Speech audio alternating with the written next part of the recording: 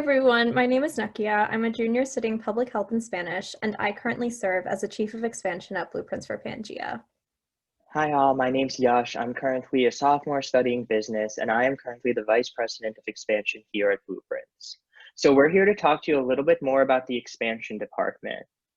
First, I'm going to pass it off to Nakia to talk a little bit more about exactly what expansion is and what we do. Thanks, Yash. So the expansion department at Blueprints for Pangea is responsible for overseeing the operations, financial condition, and marketing efforts of all of our university chapters.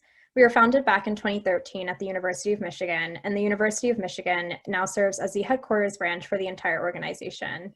In the past 7 years, we've been able to expand to 6 different university chapters, ranging from Michigan State University in 2016 to Rutgers University, New Brunswick, just this past summer in 2020.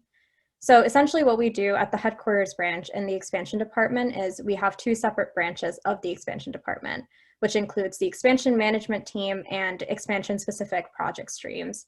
So what our expansion management team does is that they work directly one-on-one with our chapter presidents at different universities and essentially consult them on different aspects of Blueprints for Pangea, such as operations, finances, and marketing.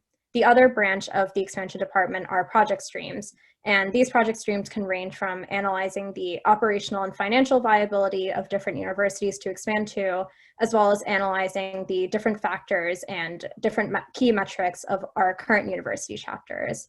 So now I'm going to pass it off to Yesh to talk a little bit more about the specific key characteristics we look for in our expansion department. Amazing, thank you, Nakia.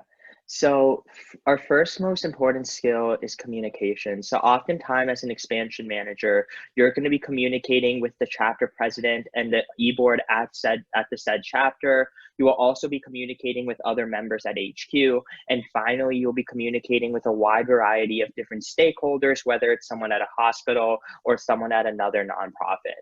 So as you can tell, you're going to be communicating with a lot of people. So it is really critical that you are not only able to communicate eloquently to all these parties through different mediums, such as speaking with them on like a Zoom call, but also sending them emails on a frequent basis. But it's also super critical that you talk to them in a timely manner, especially because a lot of people have like real jobs and are working in the real world. It's super critical that we're taking all of that into account.